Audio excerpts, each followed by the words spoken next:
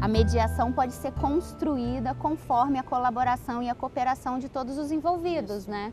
Então, os princípios como norteadores da atividade da mediação, mas sem ser um procedimento engessado, quadrado, com observância à lei sim, porque é necessário, mas sem a formalidade que o mundo jurídico exige da gente. Esse princípio da informalidade no mundo do direito, no meu entendimento, e aí falando como operadora do direito, traz essa noção de que, bom, aqui é o lugar que a gente pode criar, aqui é o lugar que a gente pode tentar encontrar uma solução que não necessariamente é aquela solução que está prevista na lei para aquele caso que foi imaginado. A mediação também traz a oralidade, as pessoas trazem o seu ponto de vista, a forma que elas veem a situação. São princípios complementares, né? A informalidade e a oralidade. Esse procedimento formal que o jurídico exige, ele acaba sendo atendido no final quando a gente faz um termo de entendimento, um acordo que vai para o juiz homologar. Aí você tocou num ponto delicado no direito, que é a questão do acordo, né, gente? A questão do consenso, que é um princípio caro para a mediação e para o mundo do direito, né? Em que medida o acordo ele não pode ser um fim em si mesmo, porque a mediação ela não busca o acordo, mas o quanto o acordo é esperado dentro do ambiente judicial como colocar um fim no conflito, né? Então acho que essa questão ela é muito sensível. Acordo e consenso. Consenso, né? e acordo. São coisas delicadas que a gente precisa cuidar. Tem um princípio, né, que é o princípio da busca do consenso, mas ele também não é o fim, a busca do consenso não é o fim da mediação, o único propósito da mediação. O propósito também é de estabelecer um diálogo, melhorar a comunicação entre as partes envolvidas e não só chegar num consenso. Sabe que eu acho que isso também esbarra no princípio, um dos princípios que é a confidencialidade, né, do sigilo. Essa confidencialidade pode ser também negociada entre as partes, né? Entre os envolvidos. Para o mediador não, mas para as partes, principalmente quando a gente tem aquelas sessões individuais, as partes podem dizer o que elas não querem que chegue a outra parte ou que pode chegar a outra parte. Então essa confidencialidade também ela pode ganhar um pouquinho de elasticidade, flexibilidade. Eu enxergo que as pessoas envolvidas conseguem colocar mais vida e mais realidade no que elas estão se propondo. Mais honestidade. Porque sabem que de alguma forma está protegido. É seguro. Então eu acho que é uma possibilidade, uma possibilidade para quem também não quer expor o conflito que está vivendo, né? Quer solucionar a situação, mas não quer expor. A gente consegue pensar no princípio da autonomia da vontade. Porque a partir do momento em que eu posso escolher pela mediação, posso escolher estar na mediação, posso escolher encerrar uma mediação, eu tenho o princípio da autonomia da vontade muito presente, né? É verdade. E esse é fundamental, né? Porque eu escolho. É uma construção realizada pelas pessoas que estão realmente envolvidas, né?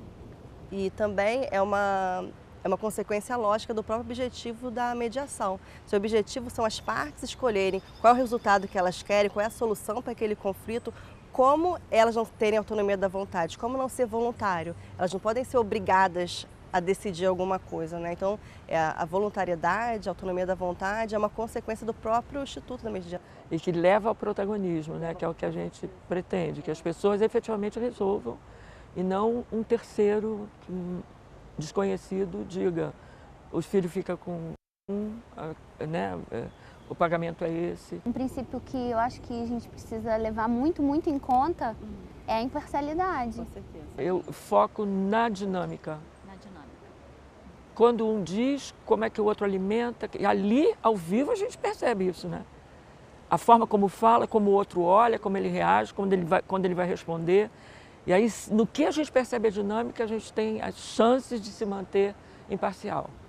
Eu estava lembrando quando a gente falou de outro princípio, que é da decisão informada. Importantíssimo, né? Porque os mediadores, eles podem até ter formação jurídica, mas eles não vão falar, não vão dar instruções jurídicas, né? Falar sobre a lei.